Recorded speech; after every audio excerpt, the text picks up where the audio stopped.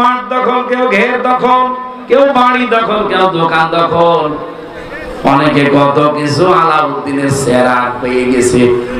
ও মনে করছে যে বাবা শাহজালাল সব হালাল।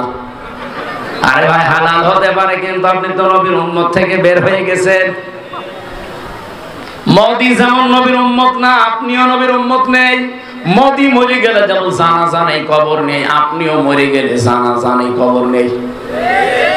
এই জন্য মাঝখানে আপনি শব্দের দিকে খেয়াল করে করে হাদিসটা পড়েন, মানে দাআ মা লাইসা লাহু ফালাইসা মিন্না।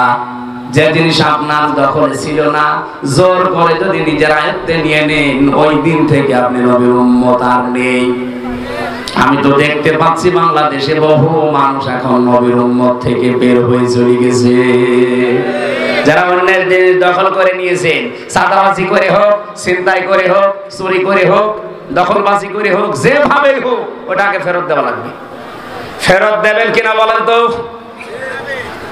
এটা রেকর্ড হচ্ছে, সাতক্ষীরাবাসী বলেন ফেরত দেবেন কিনা, জবাব দেন। যার জিনিস নিয়েছেন ওটা আপনার না, ওটা ফেরত দেবেন কিনা বলেন।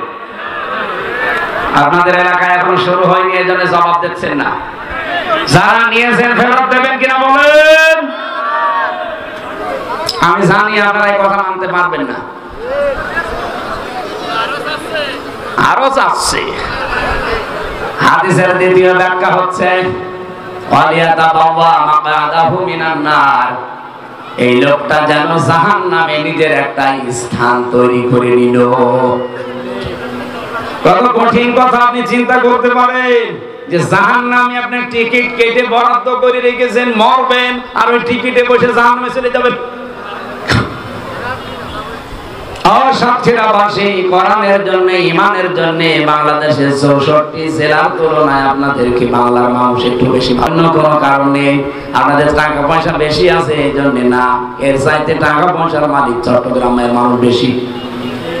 আপনাদের চাইতে চট্টগ্রাম, সিলেটের মানুষের টাকা পয়সা সম্পদ আরো বেশি, আপনাদের কিনে ফেলতে পারবে, কিন্তু ওদের কাছে এই ইমানটা নেই। যেই কষ্টটা সহ্য করে আপনারা 15.5 বছর টিকে আছেন, এরকম কষ্ট বললাম বাংলার 53 জেলার কেউ করে নাই। সুতরাং এই কষ্টটা আপনারা টিকে রাখবেন।